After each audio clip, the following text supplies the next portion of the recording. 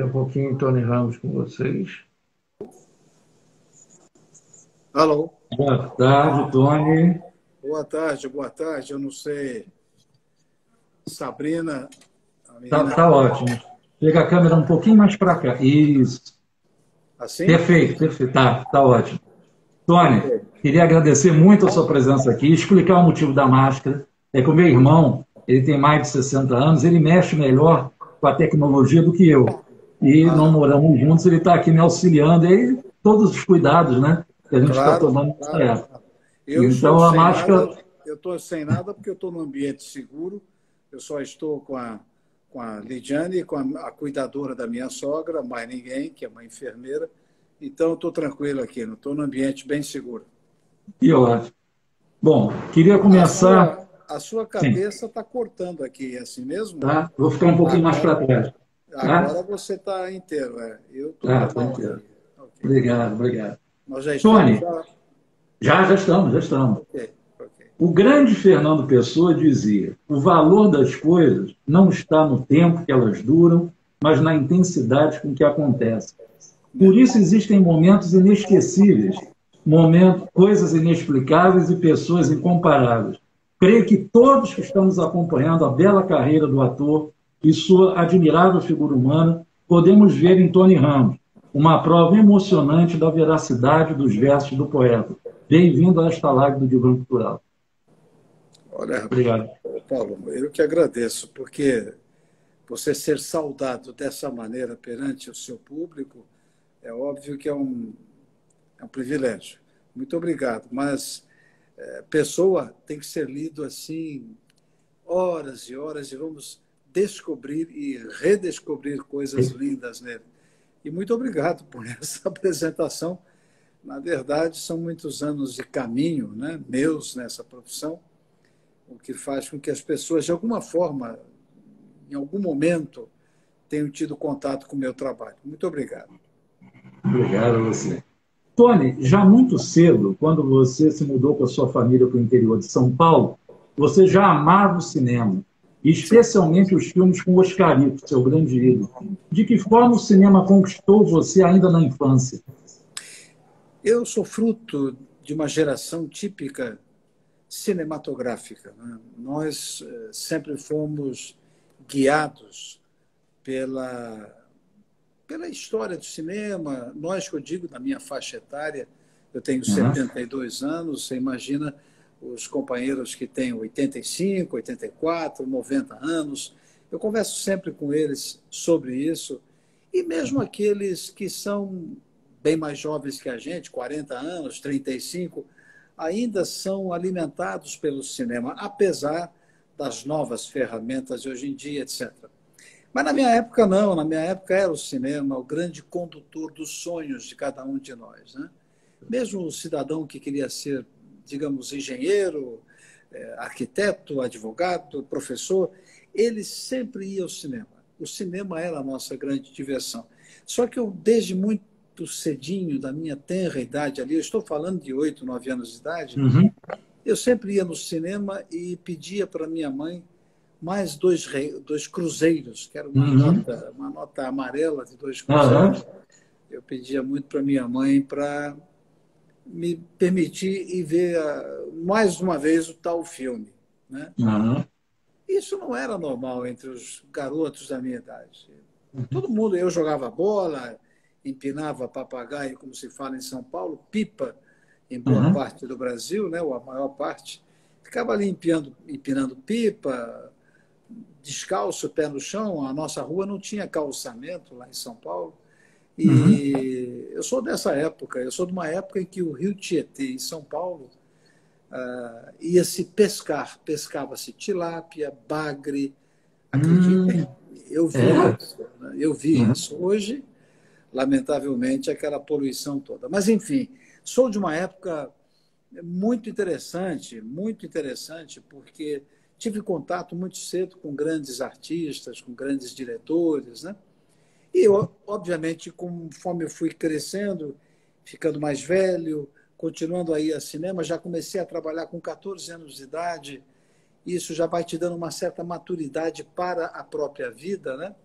Aí eu comecei, sem dúvida, a ter um olhar especial, não só para o Oscarito, que é meu ídolo absoluto. O Uhum. Oscarito e depois o Totò, no cinema italiano, o grande comediante Totò, mas o Oscarito é aquele que fomentou em mim esse desejo de ser Ele tinha ator, uma linguagem corporal fantástica, né? inigualável, imbatível, e sempre a serviço da cena, sempre a serviço da personagem. E foi isso. E aquilo foi me guiando, me inscrevi num programa de televisão chamado Novos em Foco na TV Tupi, acabei fazendo ao vivo, né, porque era ao vivo, e a TV Tupi disse, pega o garoto aí, porque É, vai ficar com a gente. E aí não parei mais. que bom.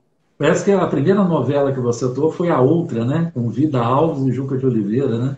Vida Alves e Como é Juca que... faziam meus pais, tinha Né? Valmor Chagas, grande, saudoso Valmor Chagas, era um grande elenco. Elias Gleiser, meu irmão, meu querido amigo, que também, que saudades ele deixa, já, já nos deixou aí há cerca de 4 anos. Então, Uhum. é o tal negócio, você vai se ligando em pessoas que foram meus professores, né? Uhum. E só de olhar para eles, a gente via o tempo da representação, o tempo dramático, a compreensão do texto, né? Mas foi a outra, escrita por Walter George Durst, a minha primeira novela na Tupi. Antes eu fazia só outros programas na TV Tupi. E já tinha estreado antes na Tupi. E depois da outra, realmente, uma novela atrás da outra. Atrás E da você outra. já, e você já fazia concomitantemente teatro nessa época? Ou foi Sim, primeiro? sim. Sim, na verdade, eu comecei no teatro com a peça O Telescópio de Jorge de Andrade, aí fui para a televisão quase concomitante. Aí dei um tempo, não porque eu quisesse dar o tempo, porque a televisão era uma indústria como é até hoje, mas Uhum. naquela época não tinha como programar muito, não, porque, ou quase nada, porque não havia a emenda eletrônica em videotape. Você tinha que Ah, trabalhar com fitas enormes. Se você uhum. errasse, tinha que voltar do começo da Voltar tudo. fita, Uhum. era complicado. Mas depois que eu já me familiarizei com o ritmo dessa televisão, a própria televisão foi modificando o sistema de gravação, aí profissionalmente eu estreio numa peça de Plínio Marcos com Valderez de Barros. A peça chama-se, que a peça está aí, está viva, Quando as Máquinas Param.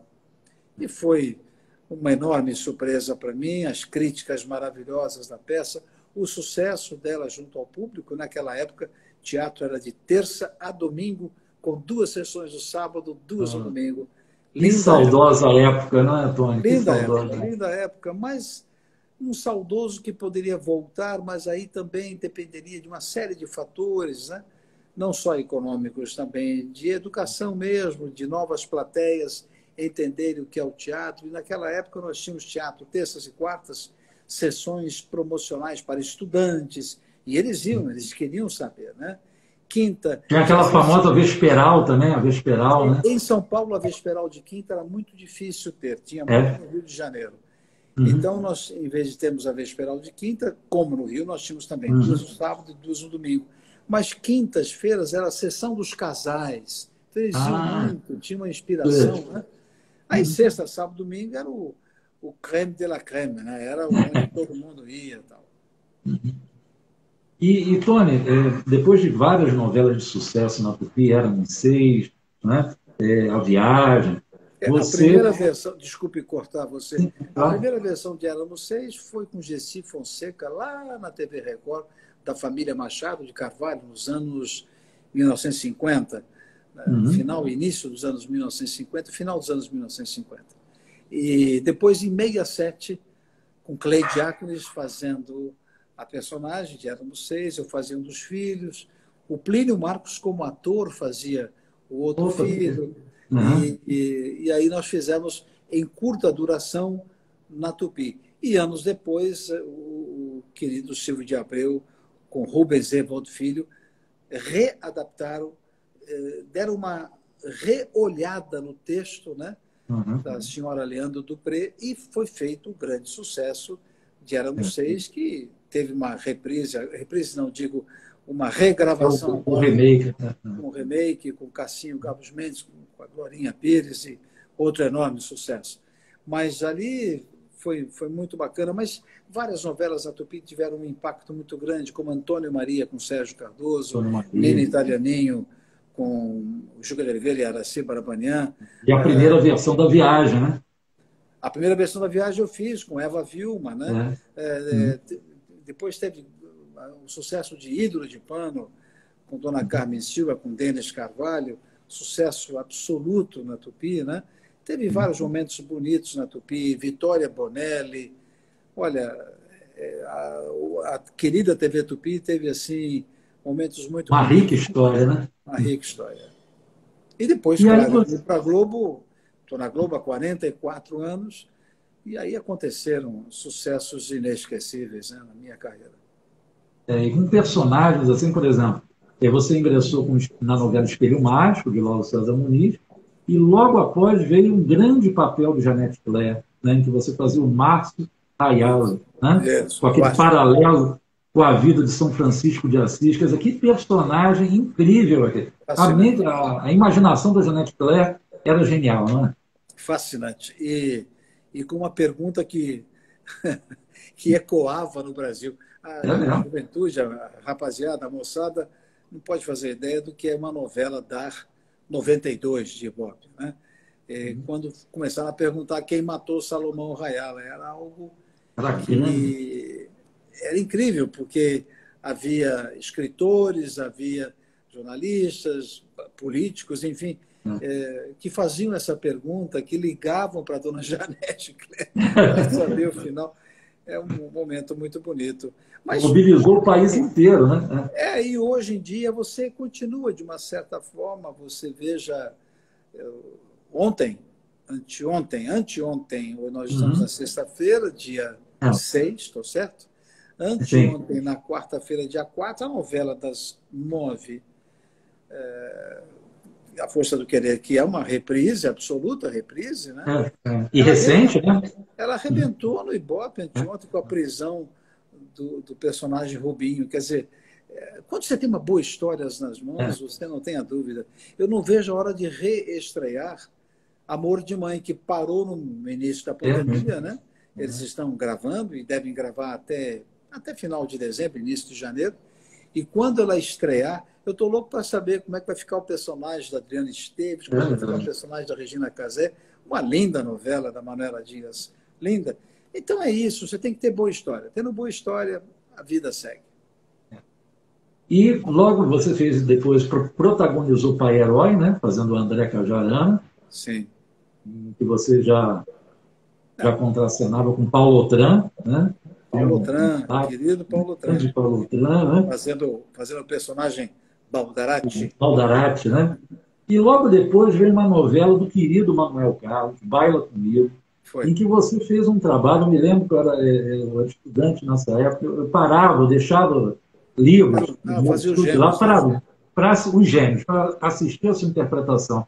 Porque era uma coisa assim de nuances, né? Uma coisa muito delicada e muito bem estudada, em que você botava um frente ao outro e pareciam duas pessoas completamente diferentes. Como é que você bolou essa maneira de se expressar? Olha, foram muitas conversas com esse grande autor que é o Manuel Carlos, né? Muitas conversas, claro, com os diretores, com Paulinho Biratã, com Roberto Talma, que nos dirigiam. Foram muitas conversas, porque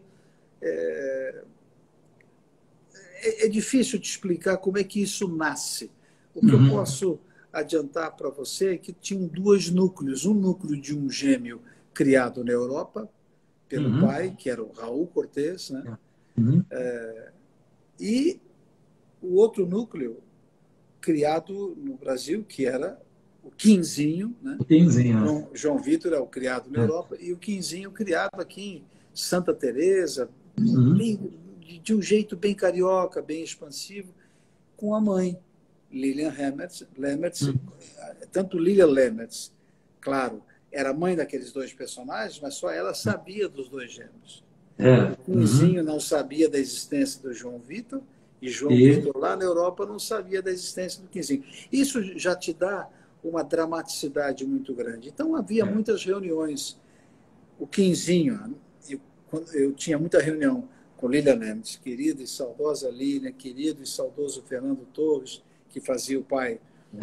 Então, nós tínhamos reuniões, e a irmã era Cristiane Torlone, então a gente discutia. Eu não podia dar nenhuma indicação de que desconfiava que tinha irmã. Então, eu era um camarada que trabalhava em banco, era bancário, e tentava fazer um curso de helicóptero para poder ter um emprego que ele queria, que ele sonhava ser piloto de helicóptero.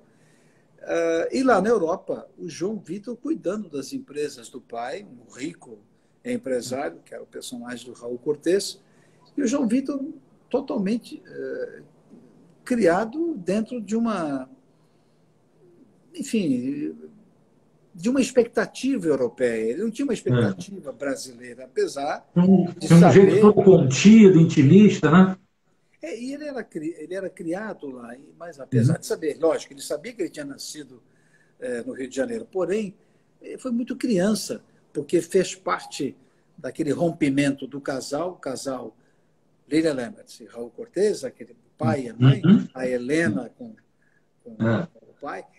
Quando eles rompiam, fazia parte do acordo que ele ficaria com um dos gêmeos. Então, uma história rocambolesca, folhetinesca, da melhor qualidade. Daí, o grande sucesso. E eu digo a você, esse é o tipo da novela que poderia ser refeita. Manuel Carlos daria umas adaptações para os tempos de hoje, porque hoje tem celular, naquela época não tinha. Sim, né? sim. Então você poderia fazer 1000 coisas com essa novela. Tem jovens, grandes atores aí, muitos jovens, que fariam lindamente bem esses dois personagens. Tenho certeza disso. Perfeito, Cláudio.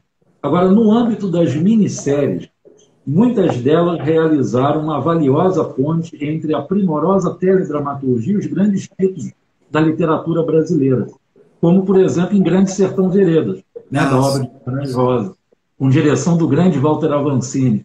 Podemos dizer que o personagem Riobaldo representou um divisor de águas na sua carreira? Eu sempre digo isso, não escondo. Tudo foi importante na minha vida, eu não me arrependo de nada, eu não tenho essa coisa de a minha melhor novela foi aquela. Não, isso não cola comigo, não funciona. Eu lamento sempre, quando os jornalistas me entrevistam, pergunto isso, eu falo, não vou escolher, não tem Tem aqueles que mais estouraram, né? Mas tem aqueles que não foram sucesso e eram importantes para mim como criação artística. Por exemplo, o Manolo, o dono do bingo de Filhas da Mãe, eu adorei fazer aquela personagem de uma novela admirável do Silvio de Abreu. Enfim, mas ela não foi um estouro de audiência, mas e daí? Para mim, ela foi muito importante. Por isso que eu nunca escolho assim uma personagem. Cada um tem uma história para mim, entendeu? Agora, Riobaldo, da adaptação do Walter George Dust, que eu vinha reencontrar, ele que escreveu a primeira novela que eu fiz. Vinha reencontrá-lo aqui na Globo, na adaptação do Guimarães. Quando eu pus as mãos nos textos e comecei os ensaios com, você já disse, o inesquecível diretor Walter Avancini, quando nós começamos, era um trabalho literário de profundidade, de mergulho absoluto na ordem do romanceiro popular brasileiro, não só na obra do Guimarães. Nós tínhamos textos que nos remetiam à época de outros autores, para depois voltarmos ao universo do Guimarães. Lemos alguns trechos da grande tradução italiana para o Guimarães, que é considerada talvez a melhor tradução dos sertões lá para fora, do Grande Sertão, digo, lá para fora. E, a partir desse momento, desse mergulho, sem falar no treinamento físico, cavalo, dar tiros sobre o cavalo, que é uma técnica muito particular, porque tiro, barulho, você pode assustar o cavalo, né? Treinamento com armas, treinamento físico, corporal, lutas. Aquilo tudo me fez entrar num universo por 4 meses até ir para o sertão. Então, foi realmente um divisor de águas e o público foi junto comigo. Isso que é mais bonito e eu sou eternamente grato, sou mesmo, porque o público entendeu. não é que ele não queira fazer mais novela, ele está nos propondo uma outra leitura da carreira dele. Então, o público entendeu que eu estava ali querendo me exercitar a favor, a meu favor, mas a favor dele também, dele público, né? E valeu a pena. Foi uma minissérie produzida para o 20º aniversário da Globo. Olha só como o tempo passa. Né? Quando a Globo fez 20 anos, nós estreamos o Grande Sertão Veredas. E que presente, né? Para todos nós. Uma obra admirável. Bom, para mim ele é para sempre. Entendeu, Paulo? É para sempre. E esse personagem, né, você disse bem, né, representou para o público a abertura a outros personagens muito interessantes que você realizaria. Como na comédia rasgada Bebê a Bordo, o Tunico. Até hoje eu me lembro de uma frase que ele dizia: é duro ser de primeira num país de terceira. Você lembra? Ele era politicamente incorreto. Incorreto, né? O que era maravilhoso, porque o politicamente incorreto dele sempre tinha uma moral da história, que a mãe, era vivida pela Lissete Bruno, a mãe sempre o corrigia, dando o outro pitaco. Então tinha essa vontade contra a vontade, e ele não tinha pudores, ele ia falando mesmo, que vinha a boca, né? E aí era o fascinante desse personagem, era justamente isso. Falava rápido. Eu tinha bifes, como a gente diz no jargão da nossa profissão. O Lombardi escrevia textos assim, de página inteira, página e meia, e ele mesmo dizia: pode falar rápido, porque esse é o espírito da personagem. É um ritmo frenético, né? Então eu tinha que decorar, claro, entendendo aquilo que eu tinha que decorar, entendendo as entrelinhas e sabendo aonde eu tinha que forçar mais o humor, ou então ser mais emocional, porque ele tinha isso. Há pouco eu falava para você do Baila Comigo, do João Vitor e do Quinzinho. Uma das características que eu mais pedi ao Manuel Carlos e aos diretores, que eu não queria nada, não queria bigode, barba, nada. Eu só penteava o João Vitor diferente do Quinzinho. O Quinzinho deixava assim, né? Meio solto. O João Vitor não, era todo penteadinho e tal. Tony, eu acho que houve um probleminha no seu áudio, tá? Abaixou a tua voz de repente. Eu não sei, eu estou no mesmo lugar e o áudio aqui... Tá certo o áudio aqui? Tá. Aqui tá certo. Tá me ouvindo ou não? Tô ouvindo distante, bem longe. Engraçado, eu não saí do lugar.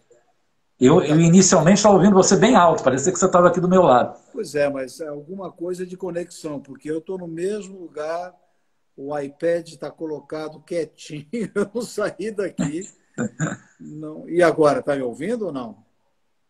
Não, vamos seguindo, eu estou ouvindo, Tá, só que um pouco mais distante. Estão me dizendo aqui que pode ser coisa, como é que fala isso aí? Internet, né?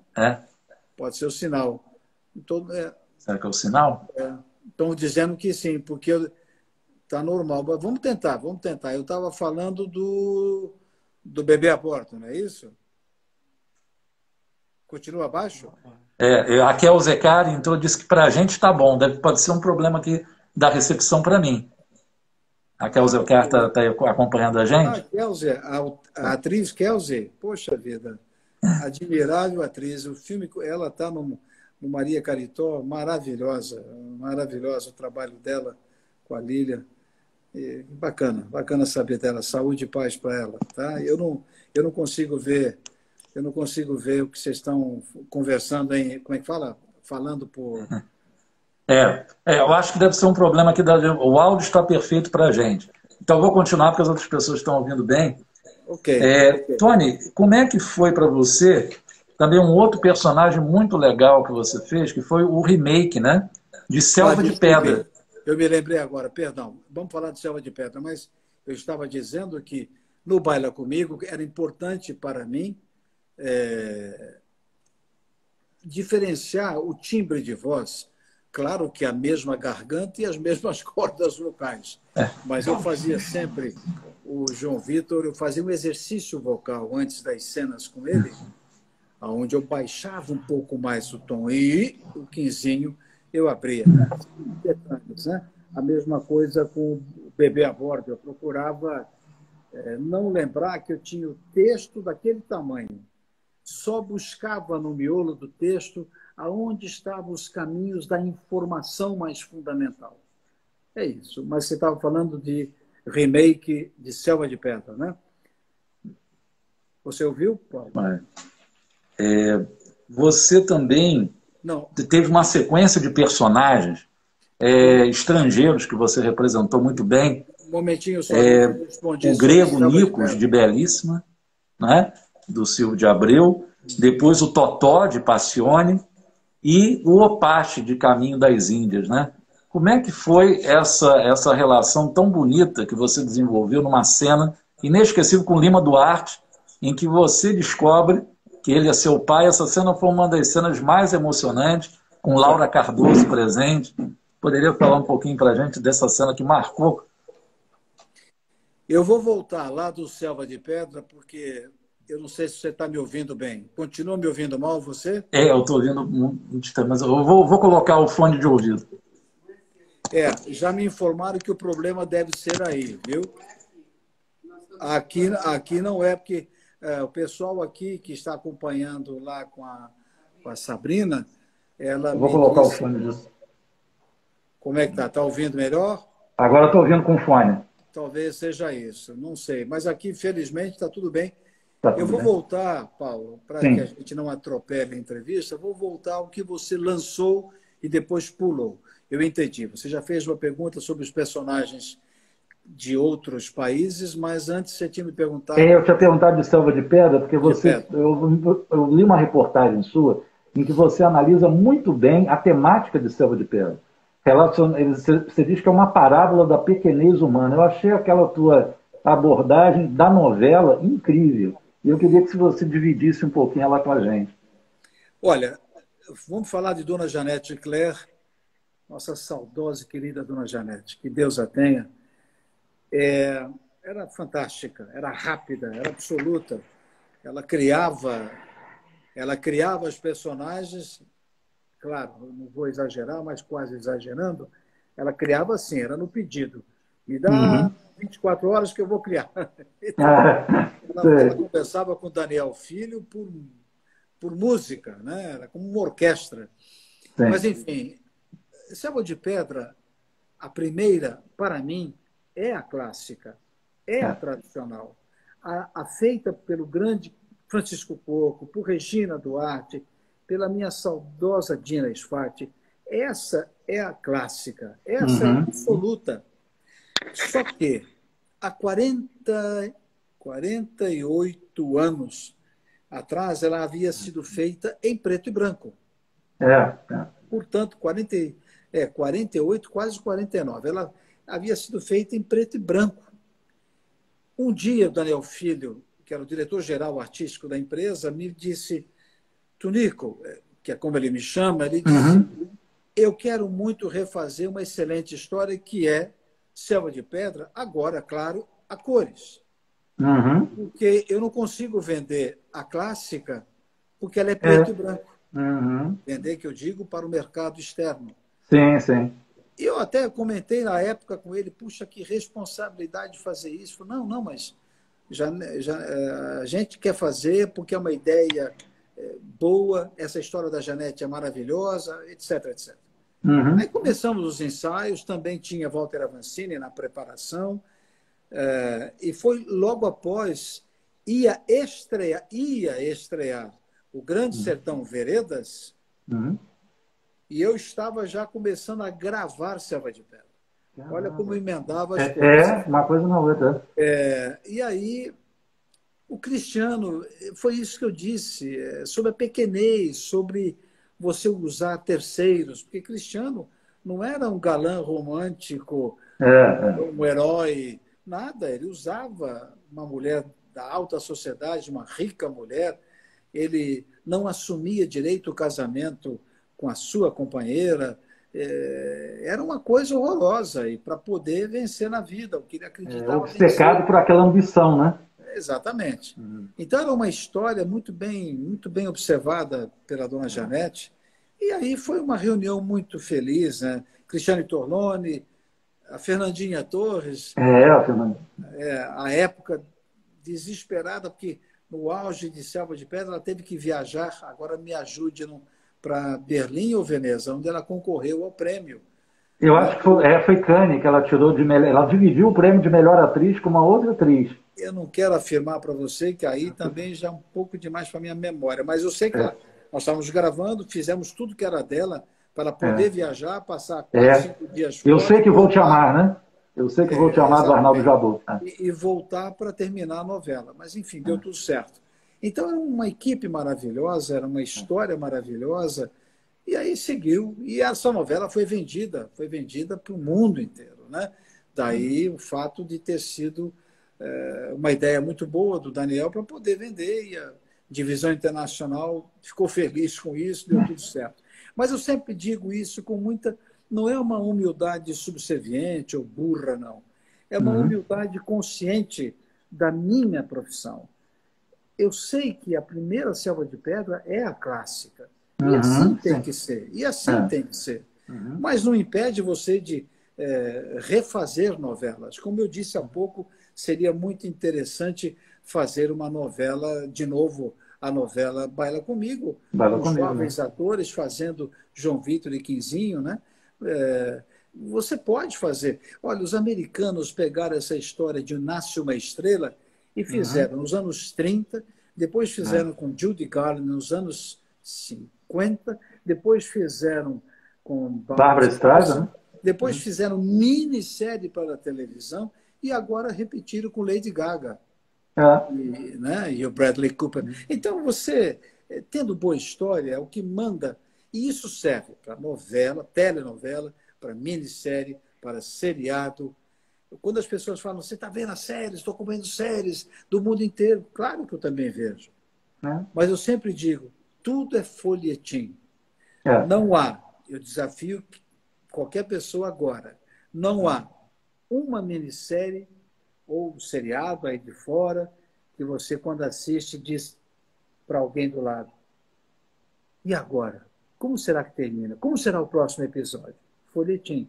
Né? Você pega, por exemplo, o grande sucesso da Fox, que foi o 24 Horas, Jack Bauer. Adorava esse seriado. Com Kiefer Sutherland, que ficou 9 anos em cartaz, que teve um longa, depois teve um spin-off dele e tal.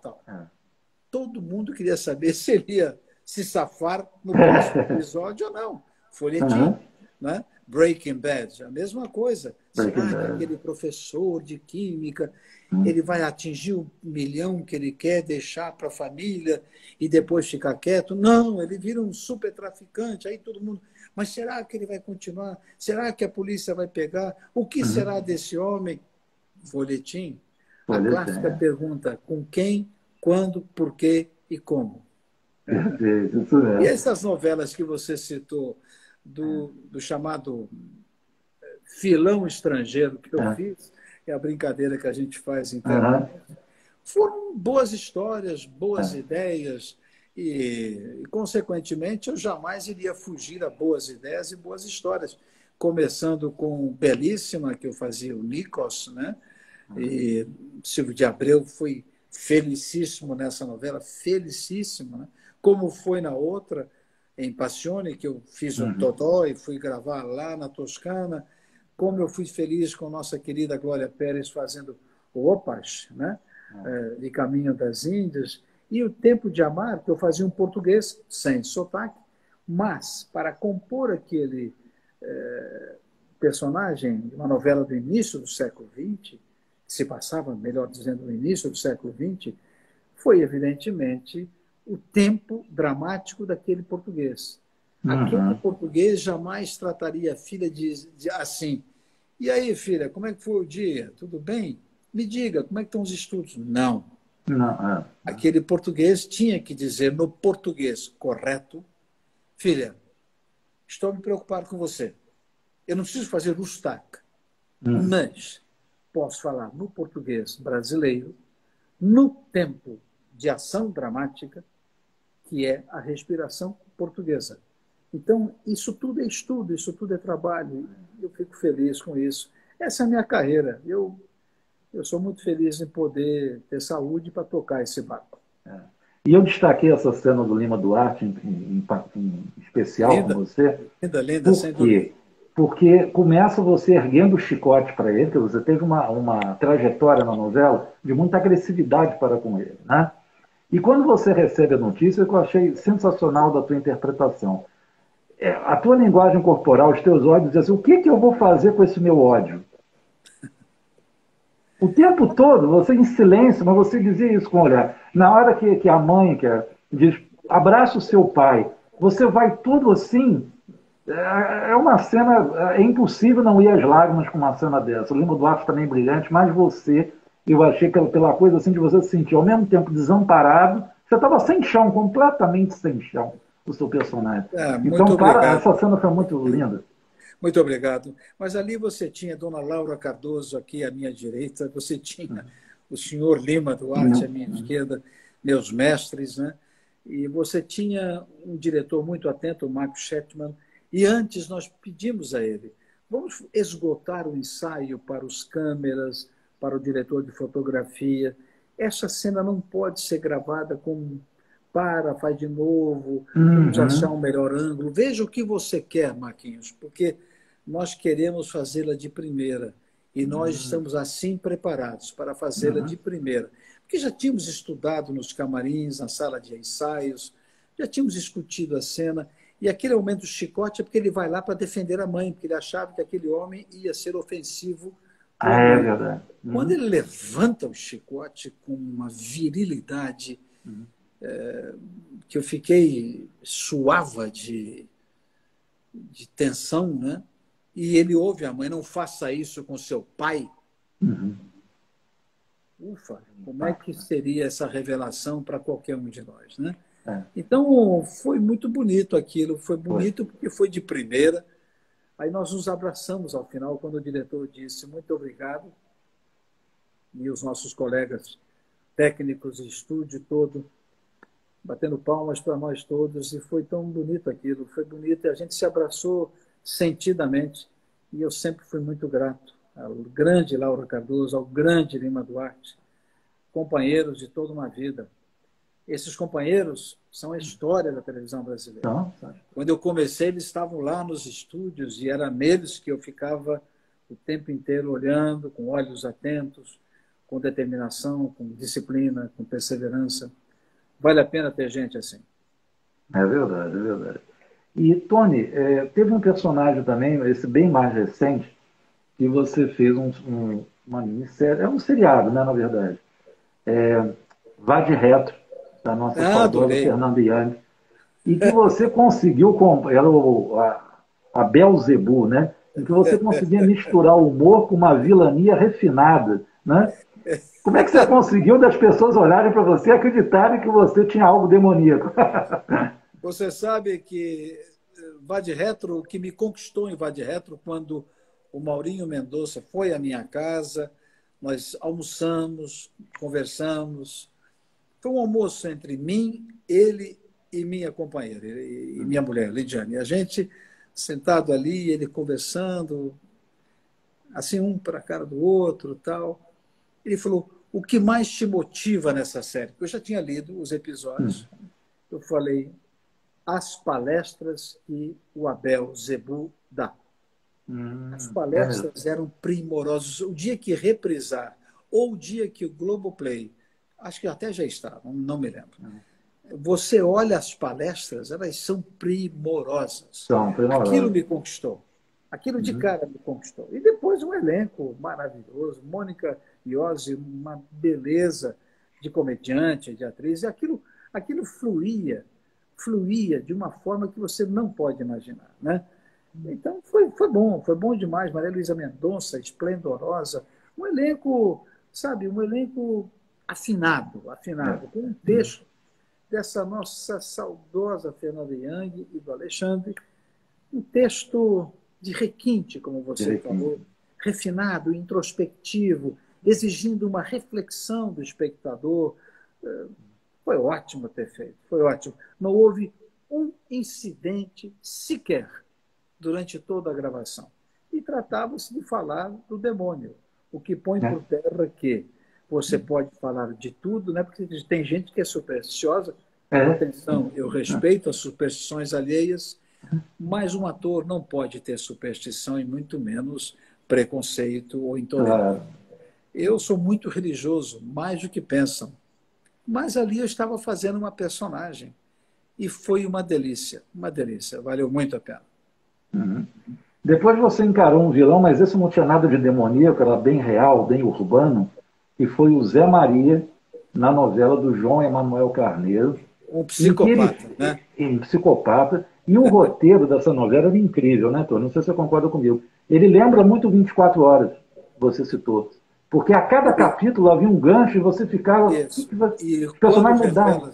Quando revela-se que a minha personagem, Zé Maria, fazia parte da alta direção daquela facção, que era comandada pelo personagem do Zé de Abreu, né?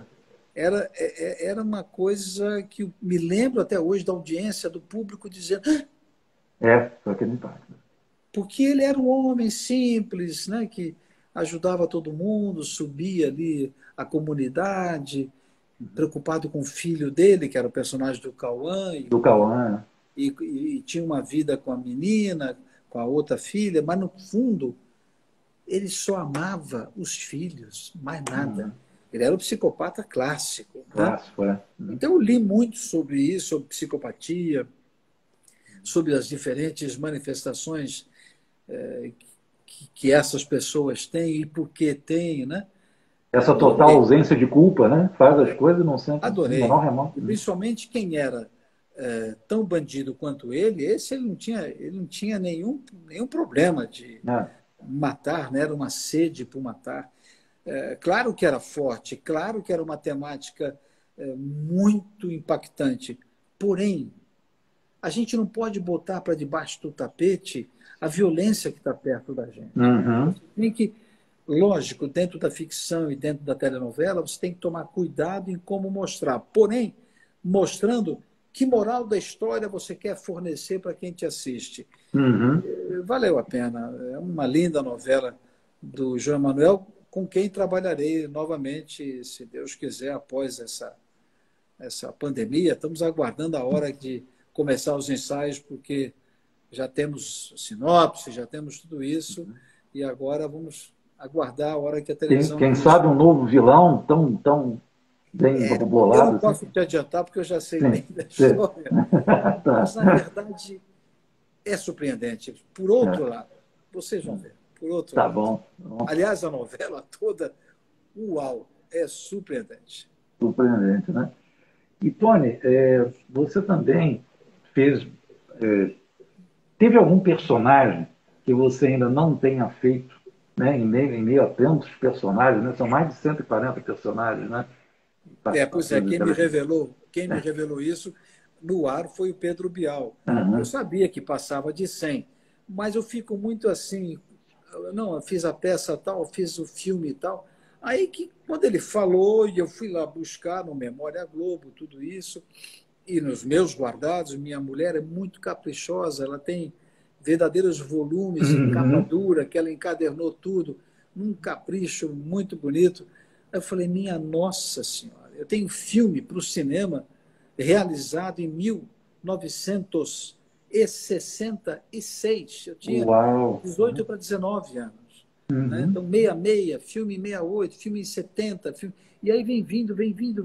Né? Teatro, lá com Plínio Marcos, depois vem Flávio Rangel, aí vem musical em São Paulo com Abelardo Figueiredo. Aí, quando eu olho,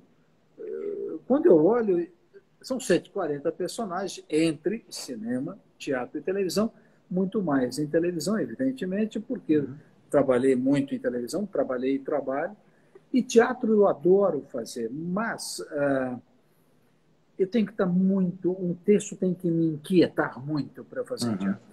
Como foi com o Dan Stubach, quando eu fiz, e ficamos 3 anos e meio em cartaz com a peça Novas Diretrizes em Tempos de Paz, que gerou até um filme, um longa. Um filme maravilhoso com do Daniel Filho. O Daniel Filho dirigiu. Ele se apaixonou pelo espetáculo e acabou fazendo filme. Enfim, eu tenho que ter um texto em teatro que me leve todas as noites para lá, mas me leve, seja inclusive comédia. A comédia não pode ser só para eu fazer com que as pessoas riem, se divirtam. Não é que... Nada contra a comédia rasgada, eu já fiz comédia rasgada, mas ainda assim, quando eu fiz, por exemplo, de França Júnior, na década de 1970, início da década de 1970, eu fiz Caiu o Ministério. É uma linda peça, uma linda comédia do França Júnior. Mas ela, se você montá-la hoje, ela é atual. Atual, né? Olha o nome dela, Caiu o Ministério. E era no período pré-republicano do Brasil, e ainda com o imperador Pedro II. Então, era uma peça que você tinha, sabe, a plateia ria. Tem certos enredos que são atemporais, né, Tony? São atemporais, como a peça do Plínio Marcos, Quando as Máquinas Param, como a peça que eu fiz com Dan Stubach, como a peça que eu fiz com Regina Braga durante 3 anos, que foi... Baseado no Ingmar Bergman, Cenas de um Casamento? Cenas de um Casamento. Não, é do Bergman. É do Bergman mesmo. O Bergman quem fez o texto para teatro, adaptado do filme que ele havia feito para a televisão. As pessoas pensam que Cenas de um Casamento foi feito para o cinema, não foi. Bergman fez para a televisão sueca e depois adaptou para o cinema, longa, e depois adaptou para o teatro e estreou na Alemanha. E nós fizemos. Se você colocar hoje em cena Cenas de um Casamento, é atualíssimo. Né? Então, o teatro, para mim, tem que dar, de alguma forma, uma inquietação em mim. Eu quero dar o texto para minha mulher, como foi Novas Diretrizes em Tempos de Paz. Eu li, me impactei, fechei do Bosco Brasil, esse texto maravilhoso, virei-me para a Lidiane e falei, dá uma lida nisso com calma, depois me diz. Quando eu vi que ela se emocionou e se tocou, eu falei, essa é a peça. Então, é muito isso, é muito a gente ter algo que nos inquiete. Né? E uma comédia, tem que ser uma comédia. Se eu fosse você no cinema, que gerou 2 filmes, na verdade, eu e Glorinha sempre falávamos sobre isso. Não é só fazer a comédia, trocou, agora é homem, agora é mulher, agora é mulher, agora é homem. Não, era discussão sobre o casamento, sobre a função de cada um no casamento. E isso, sem dúvida, pode gerar as grandes confusões, como o filme gerou. Claro que era engraçado ver a Glorinha como homem, claro que era engraçado me ver no jogo de futebol do filme 2, por exemplo, eu, enquanto mulher, assistindo o jogo, aquilo é muito engraçado, até eu rio. Eu sou muito crítico comigo mesmo. Eu ria vendo aquilo, quando ele acha que vai levar uma bolada. Né? A profissão é linda. Esses 140 personagens foram feitos com muita responsabilidade, Paulo, com muita vontade de acertar. Devo ter errado muito nessa minha profissão, mas nunca foi a intenção. Foi sempre tentar fazer o melhor para o espectador. É a ele que eu presto o culto, é a ele que eu presto contas. A mais ninguém. Tenha certeza disso. E essa pergunta que eu fiz, até você citou o Pedro Bial, você falou de um personagem que você gostaria de fazer, e eu estava lendo sobre você, você sempre foi uma pessoa que dentro de casa, com seus filhos, com seus netos, você sempre incentivou muito a literatura, a leitura, né? A questão da música também, e principalmente da música erudita. Aí, depois eu estava lendo, eu falei, poxa, eu acho que foi por isso que ele disse isso para o Bial, do personagem, né? Que seria um maestro. Que o Bial, o que falta fazer? A gente nunca sabe, um ator nunca sabe, uma atriz nunca sabe o que falta fazer. Não se sabe. O que falta fazer? Não sei. De repente entra pela porta um roteiro novo e você fala, quero fazer isso aqui. Surpreende. Então, mas, para não deixar sem resposta a pergunta feita, eu disse de fato. Eu sempre namorei uma personagem que trabalhasse com a música erudita e sempre imaginei, pela idade que tenho, um maestro, né? Um homem vivido, que poderia ser também professor de música, mas sem uma didática pedante, negativa. Uma didática no sentido dela ser espontânea, livre. Eu até citei o projeto Aquários, que o Jornal Globo promovia na Quinta da Boa Vista. Você tocava música erudita para toda uma plateia carioca. Aquilo era lindo. Isso foi levado depois para o Ibirapuera, lá em São Paulo, e você via As pessoas em êxtase, com Beethoven, com Mahler, sabe? Em êxtase com Debussy, em êxtase com Villa-Lobos, com Carlos Gomes, quando entendiam o que era o Guarani, viam que não era a hora do Brasil, viram que era uma grande obra desse grande maestro brasileiro, Antônio Carlos Gomes. Então, isso eu acho importante tocar nesses assuntos. Agora, eu amo samba, eu adoro Zeca Pagodinho e Coma, eu adoro Tom Jobim, eu sei que Vou Te Amar é a música da minha vida, eu amo essa música, né? Eu amo, meu Deus, eu amo Nat King Cole trio, antes de Nat King Cole só solista cantando. Eu tenho discos de Nat King Cole trio, tocando jazz. Eu adoro Glenn Miller, né? Eu adoro grandes band leaders, né?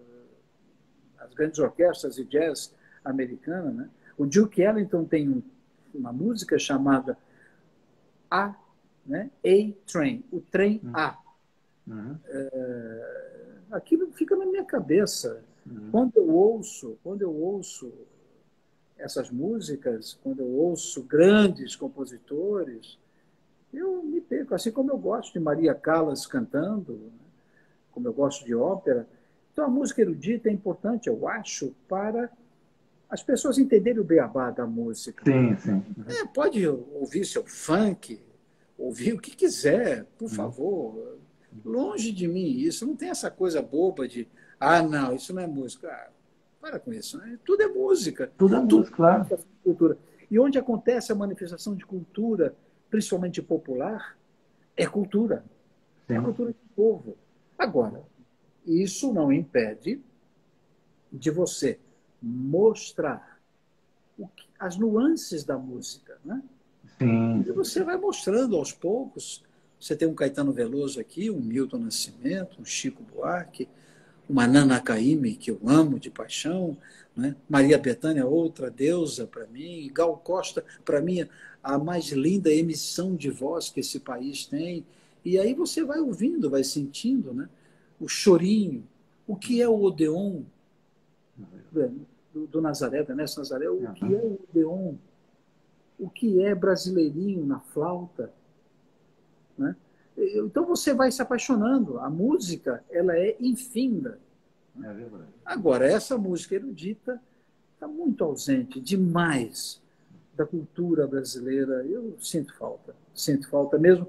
E a leitura, eu continuo, sou muito grato em ter incutido a leitura na vida de meus filhos e percebo que meus netos, apesar de gostar, é tudo normal, viu? Tu gosta de televisão, de não sei o quê, de game e tal, mas de vez em quando eu dou umas incertas. Leia esse livro aqui. Não, esse aí eu já li. Não, vi um livro agora interessante. Aí percebo que, de alguma forma, eles também estão lendo, que é importante. Bacana. E você falando sobre o evento ao ar livre, né, o evento público, me remeteu por associação livre, né, coisa de psicólogo aqui, a Mulheres Apaixonadas, né, em que um evento ao ar livre, a gravação de uma novela, Helena Siqueira Campos, o tiroteio. Como as pessoas como é que foi para você esse momento que marcou a tua carreira? Eu, de novo, se me permita, eu estou citando aqui o programa do Bial, porque eles até ilustraram na minha entrevista com as cenas de época. Foi. Ou da época, que já virou de época. Mas aquilo foi feito há exatos 17 anos.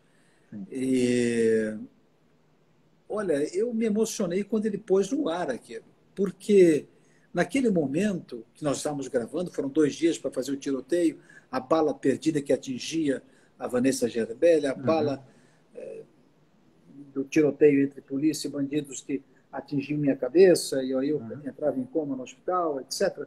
Tudo isso em plena Rua Dias Ferreira. E tudo isso precedido de avisos da TV Globo, prédio a prédio, restaurante a restaurante, pedindo licença, por favor, eu sei que é desagradável, vai incomodá-los, mas saibam que vai ser melhor para nós fazermos aqui numa rua, ao vivo e tal. Quando terminou no segundo dia e o diretor, Rogério Gomes, o Papinha, disse: senhores atores, né, atrizes, tal, muito obrigado, valeu, estão todos de parabéns. Normalmente a gente agradece, vem limpa, tinha sangue, oficial, tinha isso, vamos embora, vamos trocar de roupa no camarim, no ônibus camarim, vamos embora, vamos para casa. Quando ele disse isso, a rua, os prédios, restaurante, atrás da gente, aqui onde estavam as câmeras, os ônibus parados, e eram aplausos, como um teatro grego. Aí não dá para você esquecer isso. A retina registrou e ficou. Aquilo, para mim, é um momento de homenagem ao ator brasileiro e de homenagem a uma obra e de respeito. Porque na hora que nós estávamos fazendo, você não ouvia nada, uma buzina sequer. Foi lindo, foi lindo. Que bom, Tony.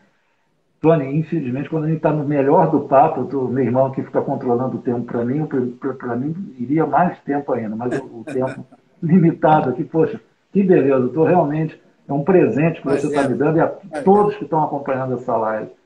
Tony, para encerrar, eu queria agradecer muito a tua presença e suas palavras finais aqui para o Divan Cultural e para o público que te ama tanto. Bom, eu só tenho que agradecer a você, a sua compreensão, porque você já disse ao seu público, não sei, como eu não tenho rede social, as pessoas ficam esperando. O Tony Ramos tem, onde é que ele está falando? Eu estou emprestado aqui numa rede que foi feita aqui para poder fazer teu programa. Oi, que eu agradeço de coração. Mas não tenho nada contra a rede, não, pelo amor de Deus, senão daqui a pouco vão começar a dizer que eu sou chato. Nada, não é meu perfil, apenas isso. Apenas isso é matemática, 2 mais 2 igual a 4. Não é meu perfil, por isso que eu não tenho rede social. Mas, de qualquer forma, o importante para mim é poder me comunicar, como estou fazendo com você agora, sempre é possível, e agradecer o carinho de todos. Eu não consigo saber o que estão escrevendo, não consigo ver isso, mas para mim não está aparecendo. Esteja certo que são só palavras carinhosas e muitos aplausos. Mas agora mesmo, Kels Ekar está te aplaudindo muito. A Kels está vendo a gente aí o tempo inteiro. Está assistindo a gente. Que ela seja feliz. Ela deve estar em algum próximo trabalho, não está, não? Bom, deve estar, eu não sei. Tomara que tudo corra bem para ela. Sabrina Menezes também te aplaudindo muito. Muito. Ela está dizendo aqui para você, Kels, obrigada pelo artista imenso que você é. Você também é, Kels, saiba disso. Tá? Saiba disso, eu acho que você tem consciência disso. Muito obrigado por N momentos que você já nos deu em televisão e espero que brevemente em alguma novela. Ela disse que vai estar na novela com você. Estarei na novela com você. A novela do João Emanuel? Vai estar com... Beleza. Então vamos trocar figurinhas lá de máscara, né? Porque no começo vai ser de máscara. E esperamos, Tony, que essa pandemia passe logo, a vacina saia, e que eu possa ter a honra, futuramente, muito breve, de fazer essa entrevista pessoalmente com você. Ok, querido. O importante é que nós chegamos até aqui. Sim. Eu agradeço muito. Saúde e paz a todos. Muito obrigado, Lidiane. Foi um amor de pessoa. Muito obrigado. Imagina. Torçamos pela vacina. Nada como a ciência. O resto, a gente sabe que é jogar contra. Precisamos da ciência e precisamos do bom senso. É isso. Vamos em frente. Muito obrigado, Tony. Obrigado a vocês. Um abraço. Um abraço.